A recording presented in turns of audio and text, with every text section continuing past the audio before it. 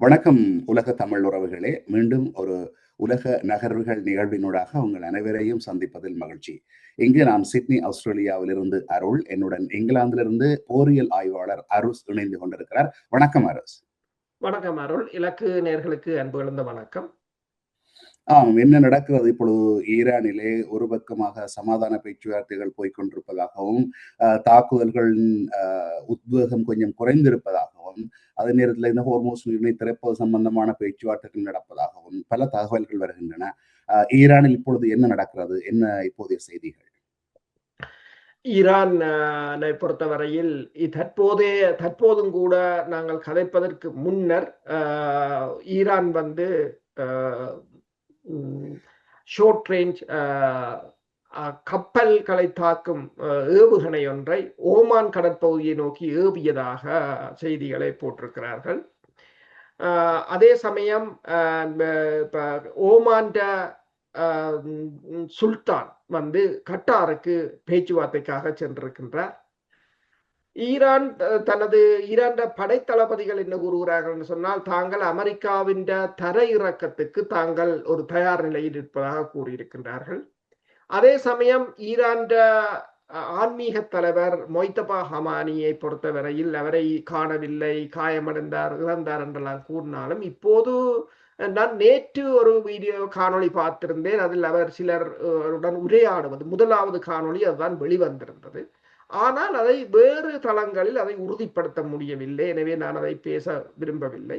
தற்போது ஒரு முக்கியமான ஊடகம் போட்டிருக்கிறது, அவருடைய காணொளி வெளிவரப்போகிறது என்று. சிலவளை அந்த காணொளி தான் வரப்போகிறது தெரியாது.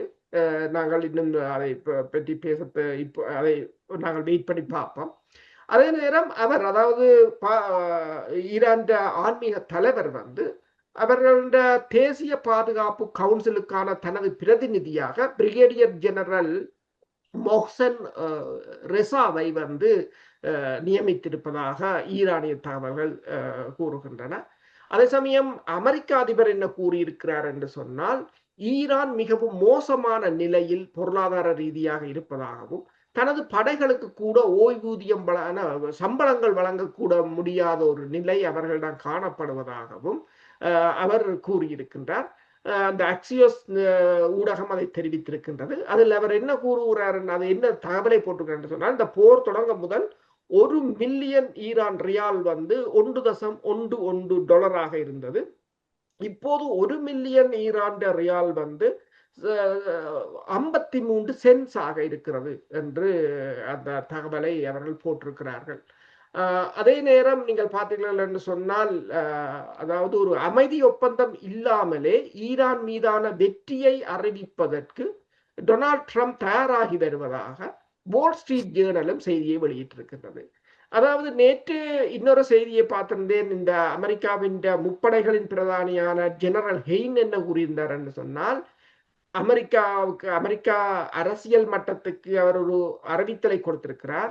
இந்த போரில் இருந்து வெளியேறுவதற்கான வழியை தேடுங்கள் என்று அவர் அதைத்தான் கூறிவிட்டார். வேறு ஒன்றையும் அவர் கூறவில்லை. நீங்கள் ஏதாவது ஒரு வழியில் இதிலிருந்து வெளியேறு. இப்போதும் வால் ஸ்ட்ரீட் ஜேர்னல் போட்டிருக்கிறது, ஹோர்மோஸ் நீரிணை முழுமையாக திறந்திருக்கும் பட்சத்தில் அணு சக்தி ஒப்பந்தம் எட்டப்படாமலே ஈரானுடன் போரை முடிவுக்கு கொண்டு வர தயாராக இருப்பதாக ட்ரம்ப் உதவியாளர்களிடம் கூறியிருப்பதாகவும், ஈரானின் அணுசக்தி திட்டம் எந்த அளவுக்கு பாதிக்கப்பட்டுள்ளது என்றால், தனது அதிபர் பதவி காலத்தில் அதிலிருந்து அந்த நாட்டால் மீள முடியாது என்று அவர் நம்புவதாகவும், அதாவது தாங்களே தாக்குதலில் பாதிக்கப்பட்டிருப்பதால் அதை இப்போது தாங்கள் பேச தேவையில்லை என்றும், இந்த ஹோர்மூஸை திறந்து விட்டால் இந்த போரிலிருந்து தாங்கள் மீண்டு விடலாம் என்ற ஒரு நிலையை இப்போது அமெரிக்கா எட்டி இருப்பதாக கூறப்படுகின்றது.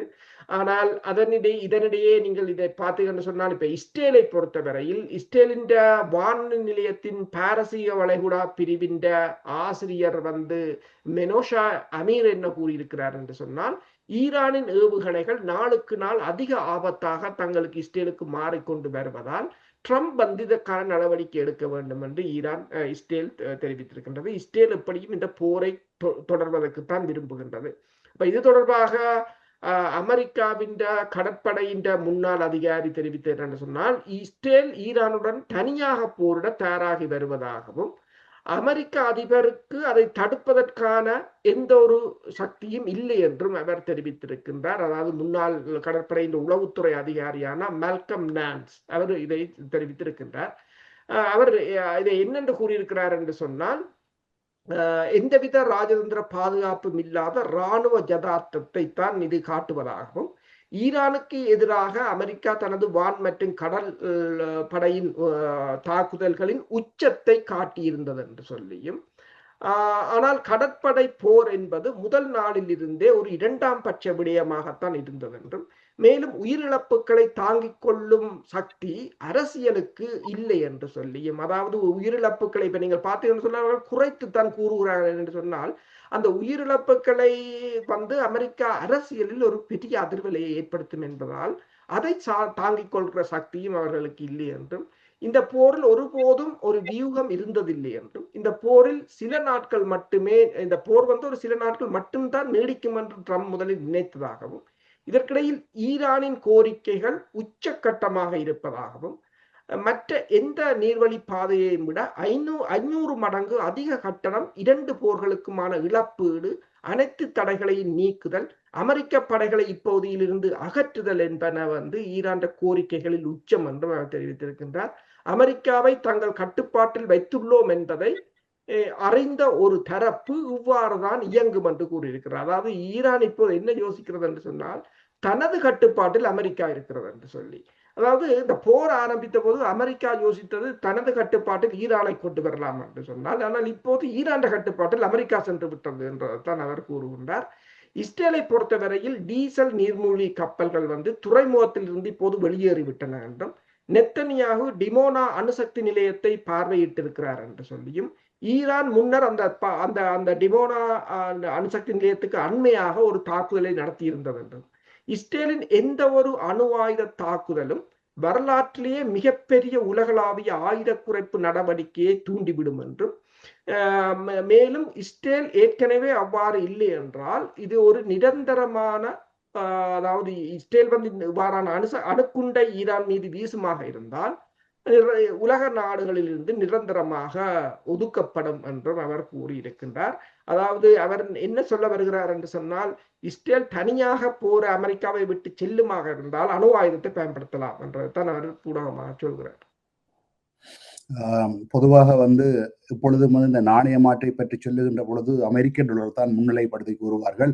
ஒரு அமெரிக்க டாலர் எத்தனை மற்ற நாடுகளுடைய நாணயம் என்று இப்பொழுது மாறி ஈரானினுடைய நாணயம் எத்தனை அமெரிக்க டாலர் என்பதற்கு மாறி இருப்பதும் இந்த அரசியல் மாற்றம் ஒன்று போல தெரிகிறது. இந்த நிகழ்வில் கூட நாங்கள் பேசியிருந்தோம், ஒரு அமெரிக்க டாலர் 13,75,000 ரியல் ஈரானுக்கு சென்றிருக்கிறது. சற்று முன்னர் நீங்கள் பேசும் பொழுது நான் பார்த்தேன், அது கிட்டத்தட்ட அதே மாதிரி தான் இருக்கிறது. இவர் கூறியது போல அப்படி பார்க்க போனால் 13,75,000 கிட்டத்தட்ட 70 சென்ஸ் அல்லது 65 சென்ஸுக்கு தான் போகுமே தவிர அவர் சொன்னவரை 55 போனதுன்றது அல்ல. அவர்கள் இது ஒரு பிரச்சார உத்திமையாகத்தான் பார்க்கப்படுது. சரி, இந்த ஈரான் இந்த ஹோமோஸ் நீரிணையை திறக்கிறதுக்கான 1-2 நிபந்தனை சொன்னீங்க, இன்னும் 1-2 சேர்த்து சொல்லிக்கிறேன் போடக்குது. போர் இழப்பீடு தர வேணும், எங்களுக்கு பொருளாதார தடை எல்லாத்தையும் நீக்க வேணும். மற்ற முடக்கப்பட்ட சொத்துக்களை பற்றி இங்கே முதல் பேசினேன். நாங்கள் முடக்கப்பட்ட சொத்துக்கள் தரணும் முதல்ல 12 மில்லியன் விடுவிக்கிறேன், அப்புறம் 6 விடுவிக்கிறேன், அப்படி இப்படி கடைசியா ஒன்றும் விடுவிக்கிறதுக்கு முதலேயே தாக்குதல் தொடங்குது அமெரிக்கா. அப்ப இன்னும் எதுவுமே கொடுக்கப்படவில்லை. அது சம்பந்தமாக கூறுங்கள், இந்த நிபந்தனைகள் நிறைவேற்றப்படுவதற்கு சந்தர்ப்பம் இருக்கிறதா? அமெரிக்கா வெளியேறினாலும் இந்த நிபந்தனைகள் நிறைவேற்றப்படுமான்றதை பற்றி கூறுங்கள். நீங்கள் கூறியது போலதான் இப்போ ஈரான் 6 நிபந்தனைகளை முன்வைத்திருக்கின்றது. ஈரான் மீதான அச்சுறுத்தல்கள் நிறுத்தப்பட வேண்டும், ஈரான் ஆதரவு படையினர் ஹிஸ்புல்லாக்களா இருக்கலாம், ஹவுதிகள் மீதான தாக்குதல்கள் நிறுத்தப்பட வேண்டும், அமெரிக்கா தனது கடல் முற்றுகையை அகற்ற வேண்டும், போர்னால் ஏற்பட்ட இழப்பீடுகளை வழங்க வேண்டும், ஈரான் மீதான பொருளாதார தடைகள் 2 இருக்கின்றன, பிரைமரி செகண்டரி என்று சொல்லி எல்லாம் நீக்கப்பட வேண்டும். மற்றது இப்ப அங்கிருக்கின்ற, அதாவது அந்த பிராந்தியத்திலிருந்து முற்றாக அமெரிக்காவின் அச்சுறுத்தல்கள் இல்லாது செய்ய, அதாவது தளங்களை அகற்றுவதென்றதுதான் அதன் அர்த்தமாக இருக்கின்றது. அப்ப ஆனால் இதுதான் அமெரிக்காவுக்கு மிகப்பெரிய ஒரு பிரச்சனையாக இருக்கின்றது. சீனாவும் இதைத்தான், சீனாவின் வெளியுறவு அமைச்சரும் சொல்லியது என்றால், இப்போதும் கூட நோக்கமாக இருக்கிறது ஹோமூஸை திறப்பது. ஆனால் அது போருக்கு முதல் திறந்துதான் கிடந்தது. அதை நீங்கள் இப்போது சிக்கலாக்கி போட்டு நிற்கிறீர்கள் என்று இப்ப பிரித்தானியாவின் பிரிட்டிஷ் கடல்சார் ஆணையகம் தெரிவித்திருக்கிறது என்னென்று சொன்னால், ஹோர்முஸ் நீரிணையில் மிதக்கும் கண்ணிவெடிகள் இருப்பது என்று கூறியிருக்கின்றது. அது மிக ஆபத்தானது. மிதக்கும் கண்ணிவெடிகள் சில சமயம் அலைகளுடன் அடிபட்டு எந்த கடலுக்கும் செல்லலாம் என்ற ஒரு சிக்கல் இருக்கின்றது. நேற்றும் கூட 2 கப்பல்கள் அதில் தாக்கப்பட்டிருந்தன. என்னத்தால் தாக்கிய என்று தெரியவில்லை.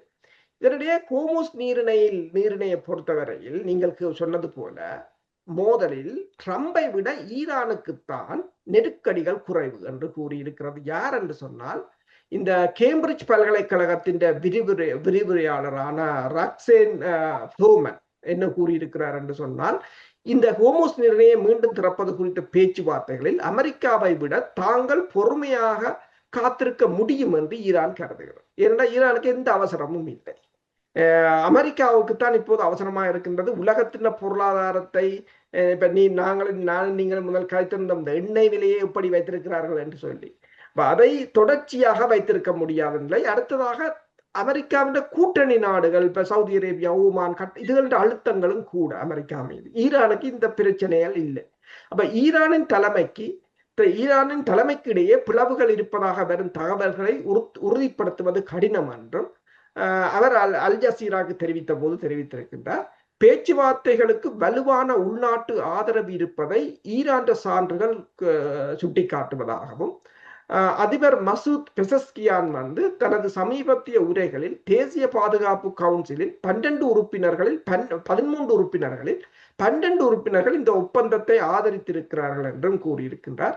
இருப்பினும் பேச்சுவார்த்தைகள் ஒரே சுழற்சியில் சிக்கிக் கொண்டிருப்பதால் இது குறித்து நாடாளுமன்ற சபாநாயகர் முகமது கலிபா வெளிப்படுத்திய அதிருப்தியையும் அவர் சுட்டிக்காட்டியிருப்பதாகவும், அதாவது பேச்சுவார்த்தைகள் ஒரே சுத்தி கொண்டிருக்கிறதை தவிர அது ஒரு முடிவுக்கு போவதாக இல்லை.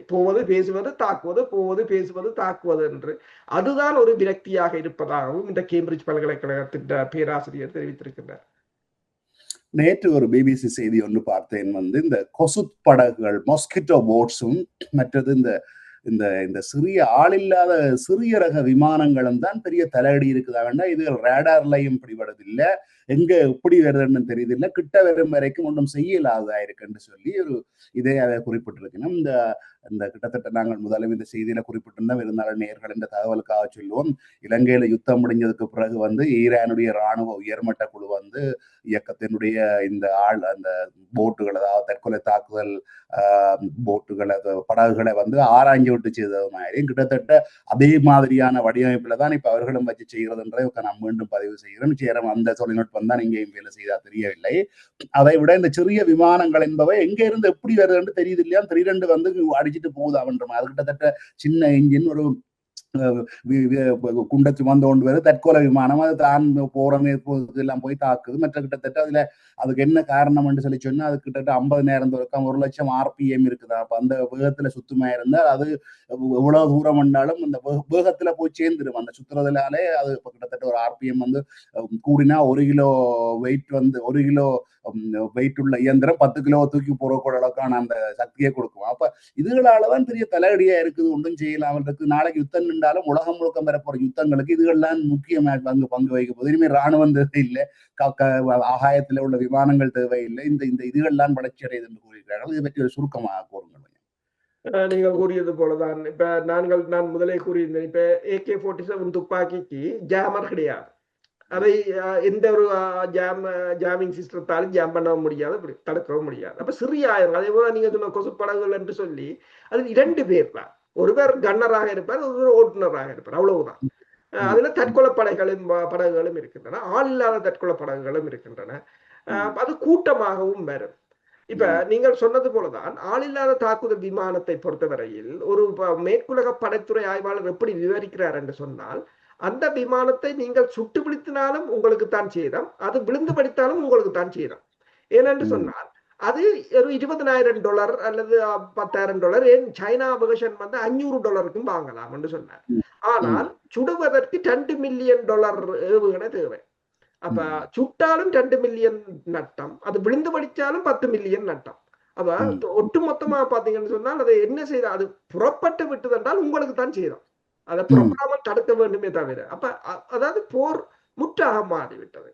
எனவேதான் நீங்க பாத்துக்கலாம், அமெரிக்கா இந்த பெரிய இப்ப அமெரிக்காவின் ஒரு வருட போர் செலவு $853 பில்லியன்.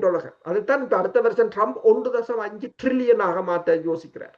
இப்ப $853 பில்லியன் என்று சொன்னால், இப்ப ரஷ்யாவை அமெரிக்கா இவ்வளவு போரை செய்கிற ரஷ்யாவே 60 பில்லியன் தான் ரஷ்யா ஒட்டுமொத்தம். அப்ப ஈரான் எல்லாம் நீங்க யோசிப்பாங்களா இவ்வளவு என்று சொல்லி. அப்ப இது ஒரு சிறிய காசை வைத்திருக்கிறவர்கள் இந்த பெரிய இராணுவத்தை எதிர்த்து நிற்கிறதுக்கு இந்த சமச்சீரற்ற போர் முறை தான் காரணம்.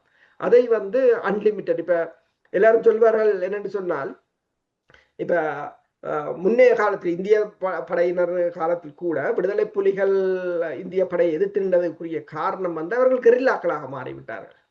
அப்ப கெரில்லாக்களாக மாறிவிட்டால் அவர் இப்ப எல்லாரும் சொல்வார்கள் மரபு வழி ரீதியாக அடிபடும் போது, இப்ப நாங்கள் 2009ஆம் ஆண்டு சண்டையை யோசிச்சா, மரபு ரீதியாக அடிபடும் போது ஒரு லிமிட்டட் தான் சோர்சஸ் எங்கட இவ்வளவு எங்கள்கிட்ட வளம் இருக்கோ அது வரைக்கும் தான் அடிபடும். ஆனால் கெரில்லாக்களாக மாறினா அன்லிமிட்டட்.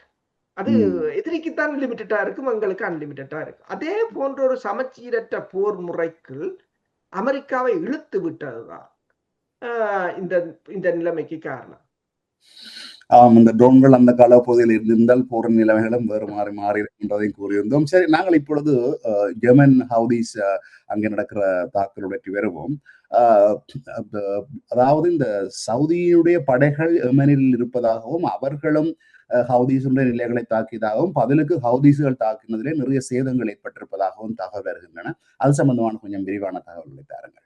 இந்த அல்மஹா துறைமுகத்தின் மீது இன்றும் சவுதி தலைமையிலான அந்த எமர்ஜென்சி படைப்பிரிவு என்று சொல்கின்றது. அது சானா அரசு, அதாவது ஏமனில் 2 அரசுகள் இருக்கிறார். ஒன்று ஹவுதிகள் தலைமையிலான பிரிவு, அடுத்தது இந்த அனைத்துலகத்தால் அங்கீகரிக்கப்பட்ட என்று சொல்லி, அனைத்துலகம் என்று சொன்னால் மேற்குலகத்தால் அங்கீகரிக்கப்பட்ட சானா அரசு என்று கூறுவது.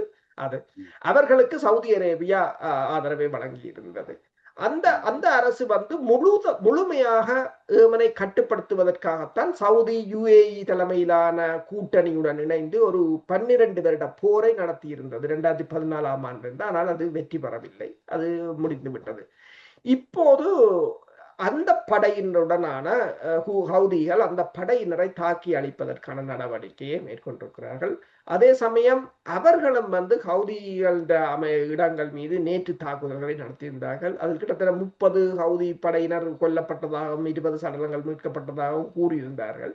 இன்று அதற்கு பதிலடியாக ஹவுதி இந்த துறைமுகம் மீது தாக்கி இருக்கிறார்கள். அதில் 7 பேர் கொல்லப்பட்டதாகவும் 35 பேர் காயமடைந்ததாகவும் கூறப்படுகின்றது. இதற்கு அவர்கள் பாலிஸ்டிக் ஏவுகணைகள் மற்றது ட்ரோன்களை அதிக அளவில் பயன்படுத்தி இருந்தார்கள். அதே சமயம் சவுதி அரேபியாவின் ஆயுத களஞ்சியமும் இன்று தாக்கப்பட்டு வெடித்து சிதறிய அந்த காணொளிகளும் வெளியாகி இருக்கின்றன. இதே வேளை நீங்க பார்த்தீங்கன்னு சொன்னா அந்த ஹவுதி அமைப்பின் அவர்களுடைய நிலப்பகுதிக்கு கடலுக்கு இங்காலி பக்கம் இருக்கின்ற டிபோட்டி பகுதியில் இன்று அமெரிக்காவின் MQ-9 ட்ரோன் கிட்டத்தட்ட $33 மில்லியன் பெறுமதியான அந்த ட்ரோன் ஒன்று இன்று விழுந்து நொறுங்கி எரிந்து கொண்டிருப்பதை பார்க்கக்கூடிய இருந்தது. அது தாக்குதலில் விழுந்ததா அல்லது தொழில்நுட்ப கோளாறால் விழுந்ததா என்று தெரியவில்லை. இப்ப அதே சமயம் ஏமன் படையினர் நடத்திய தாக்குதலை தொடர்ந்துதான் இந்த எல்லை பகுதியில் சவுதி ஆதரவு கூட்டு படையினர் பயன்படுத்திய இராணுவ முகாம் மீது ஹவுதிகள் தாக்குதல் நடத்தியதாகவும் அதில் அந்த இராணுவ முகாம் என்ற சேதமடைந்தவை இன்று இந்த சேட்டலைட் படங்கள் மூலம் வெளிவந்திருக்கின்றன. நேற்று ஒரு வீடியோவில் காட்டியிருந்தார்கள் சவுதி அரேபியா இந்த படையினர் பெருமளவான டேங்கிகள் கவச வாகனங்களை எல்லாம் கைவிட்டு ஓடி இருக்கிறார்கள். அந்த கவச வாகனங்கள் அனாதரவாக கிடக்கின்றன. அதில் அந்த ஊடகவியலாளர்கள் ஏறி அதில் படங்களை எடுத்து வீடியோக்களை எடுத்து போட்டிருக்கிறார்கள். இது எங்களுடைய யுத்த கால பகுதியிலும் டேங்கிகளை விட்டுட்டு ஓடினது, விமானங்கள் விழுந்தது மீது மக்கள் படம் எடுத்தது என்ற ஞாபகங்கள் வருகின்றன. சரி, இப்போ இஸ்ரேல் தான் ஆக்கிரமித்த இடங்களிலிருந்து தான் வெளியேற மாட்டேன் என்று இப்பொழுது கூறுகிறது. அவர்களுக்கு அந்த உடன்படிக்கை ஒன்று எட்டப்பட முடியாமல் அதிலே கிடப்பு இருக்கிறது. அது என்ன மாதிரி இருக்கிறது அந்த நிலைமை? கொஞ்சம் விரிவாக தகவல் தாருங்கள். இஸ்ரேல் இன்று அதாவது காசா உங்களுக்கு தெரியும், ட்ரம்ப் கொண்டு வந்த அமைதி திட்டத்தின் 2வது கட்டமாக ஹமாஸ் படையினர் ஆயுதங்களை ஒப்படைக்க வேண்டும், இஸ்ரேல் முற்றாக வெளியேற வேண்டும். இதுதான் அது. ஆனால் இப்போது ஹமாஸ் படையினர் கூறியிருக்கிறார்கள் தாங்கள் ஆயுதங்களை ஒப்படைக்க தயார் என்று. ஆனால் இஸ்ரேல் இப்போது கூறியிருக்கின்றது தாங்கள் வெளியேறப் போவதில்லை என்றதை கூறியிருக்கின்றது. அதாவது காசா பகுதியிலிருந்து படைகளை திரும்ப பெறுவதற்கான 15 அம்ச திட்டத்தில் இஸ்ரேல் திட்டத்தை இஸ்ரேல் நிராகரிப்பதாக அந்த நாட்டின் பிரதமர் பெஞ்சமின் நெத்தனியாகு கூறியிருப்பதாக த டைம்ஸ் ஆஃப் இஸ்ரேல் என்ற செய்தி நிறுவனம் இன்று செய்தியை வெளியிட்டிருக்கின்றது. ஹமாஸ் அமைப்பின் ஆயுதங்கள் அனைத்தும் ஒப்படைக்கப்பட்டு அந்த அமைப்பு முழுமையாக ஆயுதங்கள் களையப்படும் வரை இஸ்ரேல் ராணுவம் அப்பகுதியை விட்டு வெளியேறாது என்று கூறியிருக்கின்றார்.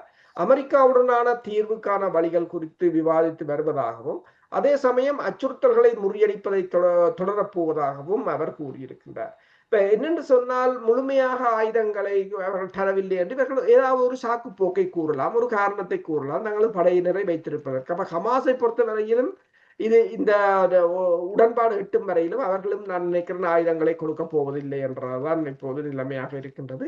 இது அமெரிக்காவுக்கு அடுத்த முட்டுக்கட்டையாக இருக்கின்றது. அமெரிக்கா அதிபர் அந்த அமைதி திட்டம் அடுத்த இந்த இஸ்ரேல் விவகாரத்திலும் ஒரு தோல்வியை சந்திப்பதாகத்தான் இருக்கின்றது. அதே சமயம் எகிப்து கூறியிருக்கின்றது இஸ்ரேல் முற்று முழுதாக காசாவிலிருந்து வெளியேற வேண்டும். அதே சமயம் அந்த அவர்களுக்கான மனிதாபிமான கொரிடோர் என்று சொல்ல பாதைகள் அனைத்தும் திறக்கப்பட வேண்டும். இப்போ இஸ்ரேல் அதை தடை செய்துதான் வைத்திருக்கின்றது. இதனிடையே லெபனானில் இன்று வரையில் 4335 பேர் கொல்லப்பட்டதாகவும் 12277 பேர் காயமடைந்திருப்பதாகவும் கூறப்படுகிறது. இஸ்ரேல் தொடர்ச்சியாக அங்கங்கே தாக்குதல்களை நடத்தி கொண்டுதான் இருக்கின்றது. அதே சமயம் அமெரிக்கா தெரிவித்திருக்கின்றது ஹிஸ்புல்லாக்கள் இந்த அலி அல் டபர் என்ற மலைப்பகுதியை லெபனான் இராணுவத்திடம் ஒப்படைக்க வேண்டும் என்று ஹிஸ்புல்லாக்களை ட்ரம்ப் கேட்டிருக்கின்றார். ஆனால் ஹிஸ்புல்லாக்கள் அதை நிராகரித்திருப்பதாக கூறப்படுகின்றது. அதே சமயம் அடுத்த கட்ட பேச்சுக்களுக்கு இப்ப ரோமில் நடந்த பேச்சின் பின்னர் கூட இஸ்ரேல் லெபனானை தொடர்ச்சியாக தாக்கி இருக்கின்றது. நேற்றும் லெபனானில் 3 இராணுவத்தினர் காயமடைந்திருக்கிறார்கள். இஸ்ரேல் எந்த ஒரு தாக்குதலுக்கும் பொறுப்பு கூறுவதும் கிடையாது என்பதால் அடுத்த கட்ட பேச்சுக்களுக்கு தாங்கள் செல்ல போவதில்லை என்று லெபனான் தெரிவித்திருக்கின்றது. இந்த இவ்வளவு சூழ்நிலை இருந்தும் கூட இந்த இஸ்ரேல் மீண்டும் ஒரு தனியாக ஈரான் மீது தாக்குதல் நடத்துவதற்கு முற்படுவதாக நீங்கள் சற்று முன்னர் குறிப்பிட்டிருந்தீர்கள். இந்த போருக்குள்ளே வாழ்ந்து பழகினவர்களுக்கு போர் இல்லாமல் இருப்பது போர் அடிக்கும் என்பது போலத்தான் இருக்கிறது. அது அந்த சின்னமே ஒன்று இருக்குது அல்லவா? அவர்களுக்கு எங்கேயாவது சண்டை பிடிச்சு கொண்டே இருக்க வேணும், ஓய்வு கிடைச்சால் அது போர் அடிக்கிற மாதிரி அப்படியான எல்லாமே தான் அந்த தற்கொலை முயற்சிக்கிறார்களா? அதை பற்றி கொஞ்சம் சுருக்கமாக கூறுங்க. உண்மைதான். என்னென்று சொன்னால் இதை நீங்கள் இந்த இஸ்ரேல் தொடர்பாக கூறுகிறீர்கள். இதே ஒரு நிலைமைதான் ஆப்கானிஸ்தான் தலிபான்களும் கூறியிருந்தார்கள். தலிபான் அமைச்சர் ஒருவர், உள்துறை அமைச்சர், அவற்றை கணனிக்கு முன்னால் இருந்து வேலை செய்து கொண்டிருக்கிறார். பக்கத்தில் ஒரு AK-47 துப்பாக்கி மடித்து வைக்கப்பட்டிருக்கிறது. இப்ப அவர்கள் ஆயுதங்களுடனே வாழ்ந்து பழகி விட்டார்கள். ஒரு திருமண நிகழ்வு என்றாலும் ஆயுதங்களைத்தான் பரிசளிப்பது அவ்வாறுதான். அதில் இன்னொரு அமைச்சர் பேட்டி ஒன்று கொடுக்கும்போது கூறியிருக்கின்றார், இப்ப சண்டை இல்லாம தனக்கு போர் அடிக்கிறது என்ற ஒரு கருத்தை தான் தெரிவித்திருக்கின்றார். இப்ப அதே போலதான் இஸ்ரேலின் நிலைமையும் அவ்வாறுதான். அவர்கள் அந்த சண்டைக்குள் பழகி விட்டார்கள். நீங்கள் ஒரு ஷாப்பிங் காம்ப்ளெக்ஸ்ல நீங்கள் சும்மா பாத்தீங்கன்னு சொன்னால் அதில் போகின்ற பெண்களாக இருக்கலாம், ஆண்களாக இருக்கலாம், ஒரு கோல் கொமாண்டோ முதுகுல கொழுவி இருக்கும், எல்லாற்ற முதுகிலும் கொழுவி இருக்கும். இங்கேயும் அடித்துக் கொண்டிருப்பார்கள். இன்றைக்கு பாருங்கள், இன்றைக்கு அங்க என்னன்னு சொன்னால் ஒரு சின்ன குழந்தையை சுற்றிருக்கிறார்கள். பெஸ்ட் பேங்க்ல காசாவில சுற்றிருக்கிறார்கள். பெஸ்ட் பேங்க்ல இருக்கிற ஒரு பள்ளி வாசலை இஸ்ரேலிய படையினர், அமைச்சர்மார், குடியேற்றவாசிகள் இணைந்து கல்லறிந்து தாக்கி இருக்கிறார்கள். அது மட்டும் இல்லாது அவர்கள்ட்ட ஒலிவ் மரங்களை போய் வெட்டி வீழ்த்தி இருக்கிறார்கள். அவர்கள் ஏதாவது ஒன்று செய்து கொண்டிருக்க வேண்டும். அந்த மரங்களை கூட மரங்களை வெட்டுவது, கொளுத்துவது, விளைநிலங்களை கொளுத்துவது என்று அவர்களுக்கு நாங்கள் இப்ப 2 நாளைக்கு முதல் பேசும்போது பேசினேன். அந்த கிரனைட் எறிஞ்சு பழகுவதற்கு அந்த அகதிமா மீது எறிகிறார்கள் லைவ் கிரனைட்டை அவ்வாறான ஒரு நிலை அந்த இப்போது பார்த்தீங்கன்னு சொன்னால் 2 விடயங்கள். ஒன்று, அவர்கள் இந்த போருக்குள் பழகி விட்டார்கள் ஒரு தரப்பினர். மறுதரப்பினர் என்ன செய்கிறார்கள்? இப்ப படித்தவர்கள், புத்திஜீவிகள் என்ன செய்கிறார்கள்? நாட்டை விட்டு தப்பி ஓடுகிறார்கள். அடுத்ததாக அரசியல்வாதிகள். இப்ப இலங்கையில நீங்கள் பார்க்கலாம், சிங்களவர்கள் போரை விரும்புவதை விட அரசியல்வாதிகள் தங்களை தக்க வைக்க வேண்டும் என்று. இப்ப ஒன்றை யோசிச்சு பாருங்கள். இப்ப மஹிந்த ராஜபக்சவும் கோத்தபாய ராஜபக்சவும் இப்ப என்ன யோசிப்பார்கள்? விடுதலை புலிகள் இருந்திருக்கலாம். இப்ப விடுதலை புலிகளை அழித்தது அவையண்ட அரசியல் எதிர்காலமே அழிஞ்ச மாதிரி தான் போயிட்டு இரண்டாம் போரை சாட்டித்தான் ஒவ்வொரு அரசும் சிங்கள மக்கள்கிட்ட வாக்கை வாங்கி கொண்டிருந்தது. போர் முடிச்சோடனே இப்ப சிங்கள மக்கள் ஊழலை வாக்க வலிக்கிட்டுட்டாங்க. முந்தி போர் இருந்த போது இந்த ஊழலை எல்லாம் ராணுவ செலவினங்களுக்கு எல்லாம் மறைச்சு கொண்டிருந்தவர்கள். இப்போது அதை காட்ட முடியாது. இதே பதில எனக்கு 2009ஆம் ஆண்டு யுத்தம் முடிந்த பின்னர் மஹிந்த ராஜபக்ஷ அவர்கள் விட்ட மிக பெரும் தவறு என்று கூறியிருந்த போது அரசியல் ஆய்வு செய்து கொண்டிருந்த காலம். நல்லது. இத்துடன் இன்றைய இந்த நிகழ்வை நாங்கள் நிறைவு செய்து கொள்கின்றோம். மீண்டும் இன்னொரு நிகழ்வில் உங்கள் அனைவரையும் சந்திக்கும் வரை உங்களிடமிருந்து விடைபெறுகின்றோம். நன்றி, வணக்கம். நன்றி, வணக்கம்.